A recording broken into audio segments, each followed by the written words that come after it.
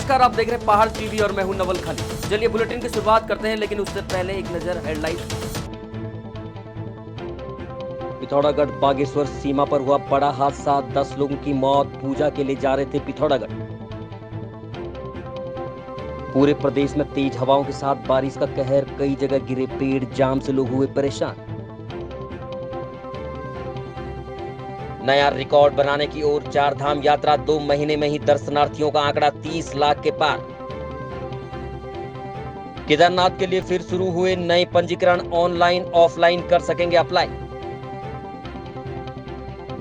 कुमाऊं मंडल में गुरुवार को एक बड़ा हादसा हो गया, जहां करीब 10 बजे पिथौरागढ़ की तहसील तेजम के अंतर्गत ग्राम होकरा के निकट एक बोलेरो वाहन दुर्घटनाग्रस्त होकर 600 मीटर गहरी खाई में गिर गया। वाहन में बागेश्वर की सामा क्षेत्र के लोग सवार थे और होकरा मंदिर में पूजा के लिए जा रहे थे, जिसके बाद मौके पर पहुंचे बचाव दल और स्थानीय लोगों की मदद से घायलों और शवों को निकाला गया। हादसे में कुल 10 लोगों की मौत हो गई। वहीं उप जिला मजिस्ट्रेट मुंशियारी को हादसे की मजिस्ट्रियल जाँच करने के निर्देश दिए गए हैं और उप जिला मजिस्ट्रेट मुंशियारी इस घटना के कारणों की मजिस्ट्रियल जाँच करने के बाद 7 दिनों को भीतर अपनी आख्या जिला मजिस्ट्रेट पिथौरागढ़ को सौंपेंगे, ताकि घटना में पीड़ितों को नियमानुसार आर्थिक सहायता का भुगतान किया जा सके। वहीं खोयम के प्रधान हीरा सिंह मेहता का कहना है कि बीती रात भारी वर्षा हुई थी, जिसके चलते सड़क का नाला बहने लगा और सड़क धंस गई। सड़क जानलेवा होगी, जहां सड़क धंसी है उसी स्थान पर इतनी बड़ी दुर्घटना हुई है। वहीं सभी ग्रामीणों ने भी रेस्क्यू किया। विधायक हरीश धामी ने जिलाधिकारी सहित जिलाधिकारियों से बात की। उन्होंने अधिकारियों को तत्काल होकरा पहुंचकर रेस्क्यू तेज करने को कहा था, जिसके बाद रेस्क्यू किया गया। वहीं इस दुर्घटना में 2 एक्स आर्मी के जवान और 2 ऑन ड्यूटी जवानों की भी मौत हो गई है। कुल मिलाकर 10 लोगों की इसमें मौत हो गई है, जो की बहुत ही दुखद घटना है।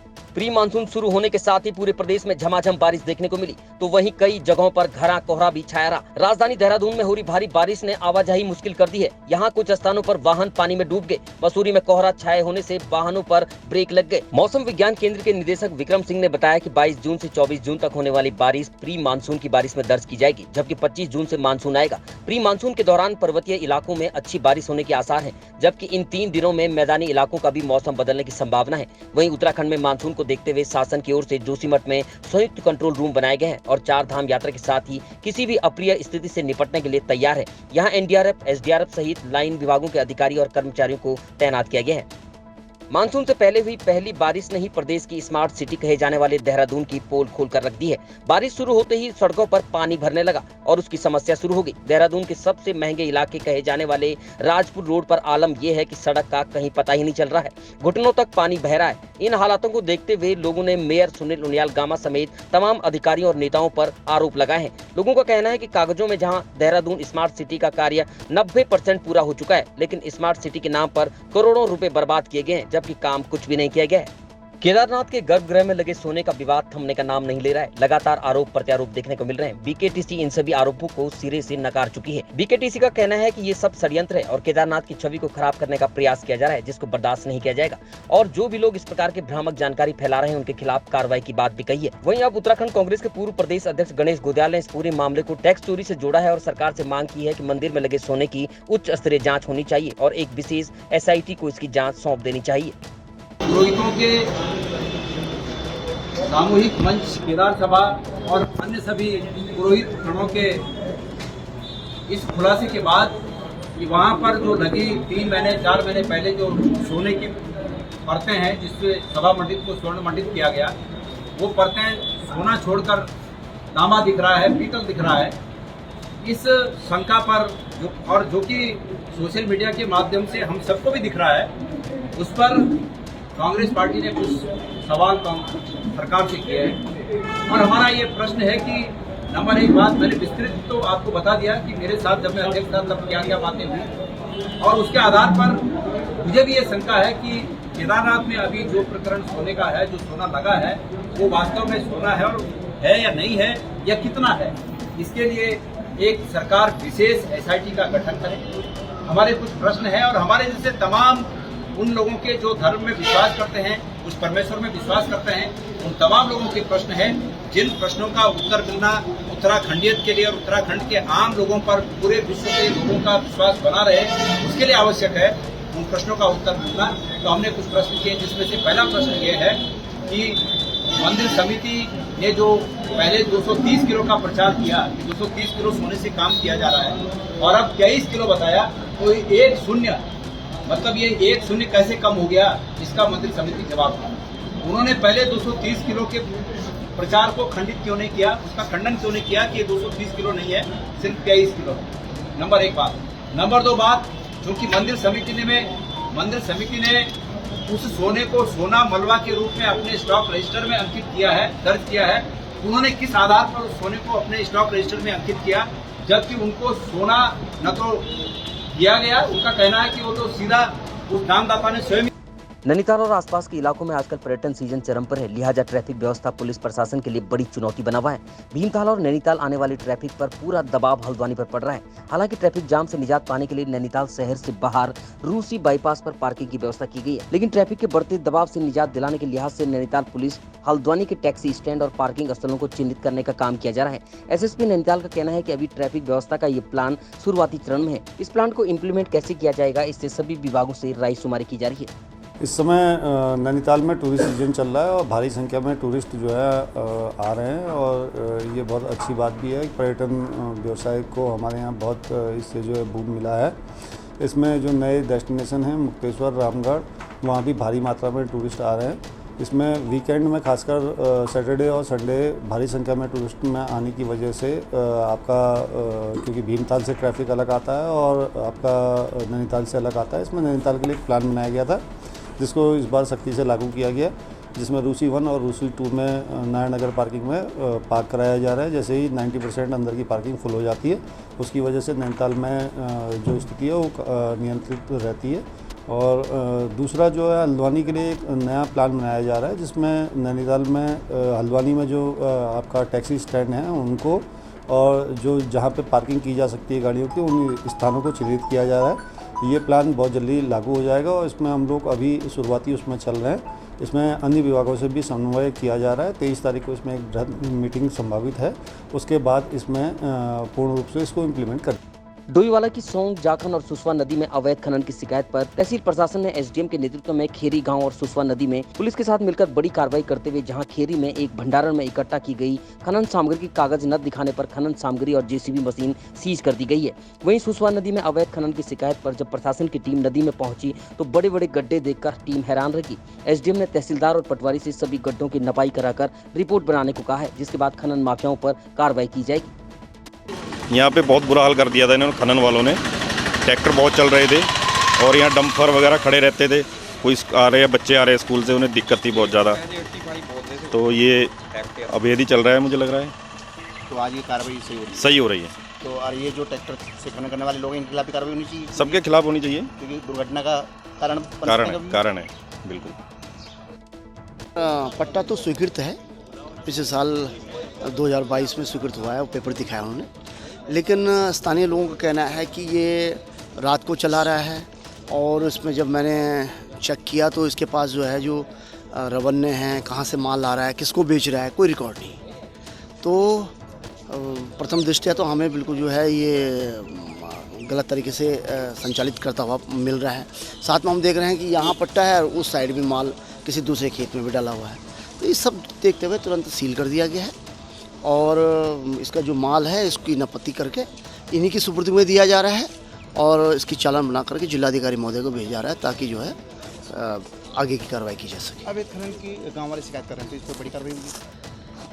अब मौखिक शिकायतें सब कर रहे हैं, कोई लिखित नहीं देता है और अब हम यहाँ पर आए हैं तो अब बोल रहे हैं। तो यदि ऐसा है, हम भी लोग निगरानी रख रहे हैं। पुलिस को भी निर्देश दिए हैं कि आप निगरानी रखें।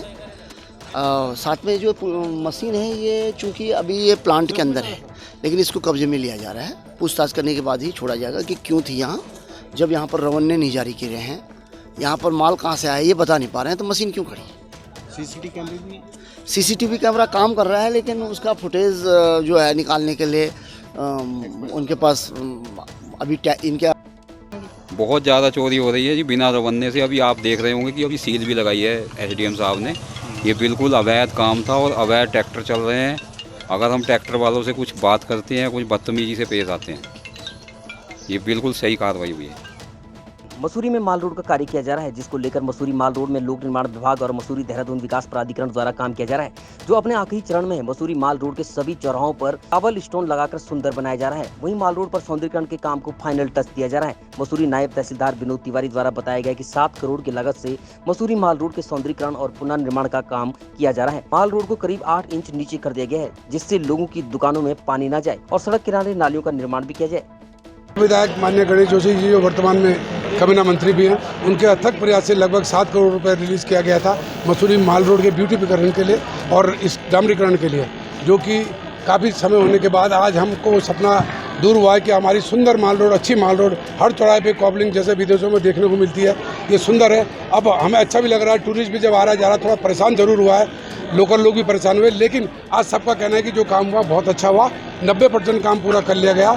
इसके लिए हम जिसको थोड़ी बहुत कठिनाई टूरिस्ट को, लोकल को, उसके लिए क्षमा चाहते हैं, लेकिन आपको एक सुंदर और बढ़िया मसूरी अब देखने को मिल रही है। जो तार ऊपर नीचे चारों तरफ माल रोड में दिखाई देते थे, अब कहीं नहीं है। पानी की लाइनें सब अंडरग्राउंड हो चुकी है। हर चौक चौराहे की वजह चौबंद कर दिया गया और ब्यूटिफिकेशन का माल रोड काम लगभग पूरा हो गया। कोई निर्देश नहीं है कि चौक बंद, कहीं पर भी चौक बंद नहीं है। हमारे सब जगह खुले पड़े हैं, सब जगह लोग जा रहे हैं। यात्रियों का हम सबसे पहले यात्रियों को ही देख रहे हैं कि वो आए, अपने आने जाने में उन्हें कोई दिक्कत परेशानी ना हो। और चौक हमारा ग्रीन चौक चल रहा है, जिस पर काम चल रहा है हमारा, वो बेहतर ढंग से हो जाए, हमारा निपट जाए। उसके लिए हमने थोड़ा एक बड़ी गाड़ियों का आना जाना बंद किया हुआ है। स्कूटर तो निकल रहे हैं हमारे, तो ये लेकिन लोकल लोग चल रहे हैं, कोई दिक्कत नहीं है। पैसेंजर भी चल रहा है, यात्री लोग सभी चल रहे हैं। तो सर कब तक ये माल रोड का काम खत्म हो जाएगा? चौक यही रह गया है, इसके बाद और कौन सा चौक? ये चौक हमारा पूर्ण हो जाएगा, उसके बाद किसी को कोई दिक्कत नहीं आएगी। और कॉबल का काम कब तक चलता रहेगा? कॉबल का काम तो साइडों का काम है, वो 5-7 दिन लगेंगे। और तो इसका मतलब आप फिनिशिंग की बढ़िया फिनिशिंग की हो रहे हैं, लास्ट में बहुत बढ़िया तरीके से और सुंदर दिखेगा। बढ़िया हमारा मसूरी बहुत सुंदर हो जाएगा, फर्स्ट क्लास। अब खबर कालाडूंगी से है, जहां 7 दिवसीय संगीतमय श्रीमद् भागवत कथा के 5वें दिन भागवताचार्य कपिल देव ने जन्म लीला का बखान किया। कटघरिया पनियाली में 7 दिवसीय श्रीमद् भागवत कथा का शुभारंभ 20 जून को भव्य कलश यात्रा के साथ हुआ था। सबसे पहले आप सबको सादर नमस्कार, राधे राधे। दिव्य रूप से 19 तारीख को यहाँ पर बजुनिया हल्दू कटघरिया में हेड़िया परिवार में आयोजित श्रीमद् भागवत कथा का आयोजन हुआ, जिसका प्रारंभ जो है दिव्य कलश यात्रा से हुआ, जो कलश यात्रा हेड़ा खान मंदिर में गई। और उसके बाद जो है आज कथा का चौथा दिन है। चतुर्थी दिवस में आज श्रीमद् भागवत की दिव्य श्रृंखला में भगवान श्री कृष्ण का जन्म उत्सव लीला का यहाँ दर्शन आज जो है सब भक्तों को करा जाएगा। सारे भक्त आनंद रूप से बढ़ चढ़ करके आ रहे हैं। कथा का समय 3 बजे से रखा गया है हरी इच्छा तक, और इसी कथा का जो है 26 तारीख को यज्ञ और हवन के संग पूर्णाहुति के रूप में ये यज्ञ पारायण की ओर को जाएगा। और आज मैं आह्वान करता हूँ आप सबको कि आप सब अधिक से अधिक संख्या में आएँ, धर्म की ओर आगे बढ़ें, धर्म ध्वजवाहक बनकर करके अपने जीवन को भगवान की कथा सुनकर करके आनंदित बनाएं। इन्हीं शुभकामनाओं के संग आप सबको मेरा राधे राधे नमस्कार। हल्द्वानी में कालाढूंगी विधायक बंशीधर भगत ने प्रेस कॉन्फ्रेंस कर केंद्र की मोदी सरकार के 9 वर्ष के कार्यकाल पूरे होने पर केंद्र की योजनाओं का बखान करते हुए कहा कि देश के प्रधानमंत्री नरेंद्र मोदी की सरकार गरीबों को अंधेरे से उजाले में लेकर आई है। आज अंतिम व्यक्ति तक विकास की नई राह पहुंच रही है। उन्होंने कहा कि महा जनसंपर्क अभियान के तहत 30 जून तक आम जनता के बीच जाकर केंद्र सरकार की उपलब्धियों को बताने का प्रयास करेंगे। नरेंद्र मोदी जी जो हमारे प्रधानमंत्री जी हैं, उन्होंने जो काम किए हैं इन 9 वर्षों में, बहुत ही ऐतिहासिक काम किए हैं। उनको सामान्य परिवार तक पहुंचाने का काम इस महीने पार्टी के कार्यकर्ताओं द्वारा किया जा रहा है। अलग अलग तरीके हैं। महासंपर्क अभियान भी है। 20 तारीख से 30 तारीख तक हम डोर टू डोर जाके हम काम कर रहे हैं। अभी मैं गाँव में जाके ही आया हूँ। वरिष्ठ कार्यकर्ता सम्मेलन किया, उस कार्यकर्ताओं के माध्यम से हमने लोगों को कहा ऐसे जाओ। हमने विशिष्ट लोगों से मिलने का, रिटायर्ड लोग हैं, अधिकारी लोग हैं, उनसे मिलने का काम किया है, तो उसके माध्यम से हमने किया है। तो सब मिला करके मोदी जी के कामों को जन जन तक पहुंचाने का फैसला इस महीने में हमने किया है और उसको बड़े उत्साह के साथ कार्यकर्ता कर रहे हैं। और सबसे अच्छी बात यह है कि जनता का रिस्पॉन्स आदरणीय मोदी जी के लिए बहुत अच्छा है। और हमारे लिए सुखद बात यह है कि हमारे यशस्वी मुख्यमंत्री जी और प्रधानमंत्री जी के बीच जो अच्छा तालमेल है, तो डबल इंजन की सरकार से उत्तराखंड के लोगों को बहुत अच्छा लाभ मिला। अब खबर श्रीनगर गढ़वाल से है, जहां युवती को धर्मांतरण के लिए प्रेरित करने वाले पिता पुत्र को पुलिस ने गिरफ्तार कर लिया है। पुलिस ने आरोपी पिता पुत्र के खिलाफ उत्तराखंड धार्मिक स्वतंत्रता अधिनियम के तहत मुकदमा दर्ज कर लिया है, जबकि पुत्र पर युवती से छेड़छाड़ की अतिरिक्त धारा भी लगाई गई है। गढ़वाल विश्वविद्यालय में समुदाय के एक युवक की स्थानीय युवती से उसकी सहेली के जरिए कुछ साल पहले मुलाकात हुई थी। युवक और युवती का मेल जोल बढ़ने लगा। इस बीच युवक ने युवती को धर्म परिवर्तन के लिए प्रोत्साहित किया, जिसमें युवक के पिता ने भी सहभागिता निभाई। बेटी के व्यवहार में परिवर्तन देख युवती के माता पिता ने उससे पूरी जानकारी ली। बेटी ने अपने परिजनों को घटना की पूरी जानकारी दी। पीड़ित युवती ने पिता की तहरीर पर कोतवाली श्रीनगर पुलिस ने आरोपी पिता पुत्र के खिलाफ मुकदमा दर्ज करने के साथ ही दोनों आरोपियों को गिरफ्तार कर जेल भेज दिया है। उत्तराखंड के मुख्यमंत्री पुष्कर सिंह धामी बुधवार को अपने तय कार्यक्रम के मुताबिक चंपावत के देवीधुरा मां बाराही मंदिर में आयोजित विश्व कल्याण महायज्ञ प्रतिभाग करने देवीधुरा पहुंचे। मुख्यमंत्री हेलीकॉप्टर द्वारा जीआईसी देवीधुरा में बने हेलीपैड पर पहुंचे, जहां एकत्रित भाजपा कार्यकर्ताओं ने मुख्यमंत्री धामी का गर्मजोशी के साथ स्वागत किया। जन सैलाब को देखते हुए हेलीपैड से देवीधुरा मंदिर के लिए पैदल यात्रा की और देवीधुरा स्थित सुप्रसिद्ध मां बाराही धाम मंदिर पहुंचे, जिसके बाद मुख्यमंत्री ने माता बाराही मंदिर की पुस्तक का विमोचन किया। साथ ही बाराही मंदिर देवीधुरा की नई वेबसाइट का शुभारंभ भी किया। दिन है कि एक तरफ आज विश्व योग दिवस है और दूसरी तरफ यहाँ पर विश्व महाकल्याण यज्ञ चल रहा है। इस यज्ञ में सम्मिलित होकर हम सब लोग कहीं न कहीं अपने कर्तव्यों के प्रति, अपने को स्वस्थ रखने के प्रति पूरी तरह से जागरूक होंगे और हमारा जो संकल्प है कि आदर्श उत्तराखंड, हिंदुस्तान का श्रेष्ठ उत्तराखंड, आदर्श हमारा चंपावत, उस दिशा में हम आगे बढ़ेंगे। यहाँ पर माँ बाराही का ये स्थान हमारे लिए हमेशा से पूरे उत्तराखंड वासियों के लिए, देशवासियों के लिए श्रद्धा का और आस्था का स्थान रहा है। ये स्थान हमारा मानसखंड कॉरिडोर योजना में सम्मिलित हो चुका है और आने वाले समय में इस स्थान का पूरा सौंदर्यीकरण किया जाएगा, विस्तारीकरण किया जाएगा, आने वाले सड़कों का चौड़ीकरण किया जाएगा और मानसखंड मंदिर माला मिशन के अंतर्गत पूरे कुमाऊं क्षेत्र के सभी मंदिरों को एकीकृत करते हुए उनको एक माला मिशन के अंतर्गत जोड़ा जाएगा। पहाड़ों में गुलदार का आतंक लगातार देखने को मिल रहा है। आए दिन किसी न किसी पर गुलदार हमला कर देता है। बुधवार रात को गुलदार ने टिहरी आपकी गांव निवासी एक 55 वर्षीय महिला पर हमला कर दिया। जब महिला अपने पोते पोतियों के साथ आंगन में बैठी थी कि अचानक छत से गुलदार ने हमला कर दिया। घटना प्रतापनगर विकास खंड की है, जहां महिला गांव में बैठी थी। तभी गुलदार घर की छत से कूदकर महिला की गर्दन पर वार कर और उसे घसीटने लगा। तभी शोर शराबा करने की वजह से गुलदार महिला को छोड़कर भाग गया, जिसके बाद महिला को उपचार के लिए लमगांव अस्पताल ले जाया गया। वहीं जानकारी ये भी आई कि उसके बाद गुलदार आसपास के गाँव में भी दिखाई दिया है और उसने एक कुत्ते को अपना निवाला बनाया है। वहीं महिला को जौलीग्रांट अस्पताल में शिफ्ट कर दिया गया है। उत्तराखंड में तेजी से फैलता जियो 5G नेटवर्क अब डोईवाला में भी पहुंच गया है। डोईवाला में 5G नेटवर्क लाने वाला जियो पहला एकमात्र ऑपरेटर बन चुका है। बुधवार को डोईवाला में विधिवत रूप से जियो 5G नेटवर्क की शुरुआत करते हुए डोईवाला उप जिलाधिकारी शैलेंद्र सिंह नेगी ने डोईवाला की जनता को बधाई देते हुए कहा कि 5G नेटवर्क आने से डोईवाला को औद्योगिक रूप से विकास और समृद्ध होने में सहायता मिलेगी। साथ ही साथ स्थानीय लोगों के व्यापार व्यवसाय में भी इजाफा होगा। उप जिलाधिकारी ने जियो के अधिकारियों से बातचीत करते हुए कहा कि डोईवाला के दूरस्थ पहाड़ी क्षेत्रों में जहाँ मोबाइल कनेक्टिविटी कम है, वहाँ पर भी जियो का विस्तार किया जाए, जिससे वहां की जनता को भी अच्छी बेहतर नेटवर्क सुविधा के साथ मोबाइल सेवाओं का लाभ मिल सके। उत्तराखंड के 10 छोटे शहरों में आज जियो द्वारा जो है 5G फाइबर और जियो दोनों का जो है लॉन्चिंग की गई है। इस अवसर पर डोईवाला में मैं भी उपस्थित रहा, तो मैं बधाई देता हूँ और जियो टीम को और साथ में क्षेत्रवासियों को कि उनको एक अच्छी कनेक्टिविटी जो है मिलेगी। और साथ साथ में मेरी अपेक्षा जो है जियो कंपनी से ये भी रहेगी कि जो दूरस्थ क्षेत्र हैं उन पर भी जो है कनेक्टिविटी का जो समाधान है वो किया जाए, क्योंकि हम कई क्षेत्रों में जाते हैं, हमें वहाँ पर जब कभी छोटी मोटी इश्यूज रहते हैं, कोई डिज़ास्टर आ जाता है तो इनका सामना करना पड़ता है, तो वहाँ भी संभवतः जो है इसका प्रसार होगा और डोईवाला क्षेत्र को ये सौगात मिली है। बहुत बहुत बधाई। अभी तक की खबरों में बस इतना ही। आगे की खबरों के लिए देखते रहिए पहाड़ टीवी। तब तक के लिए नमस्कार।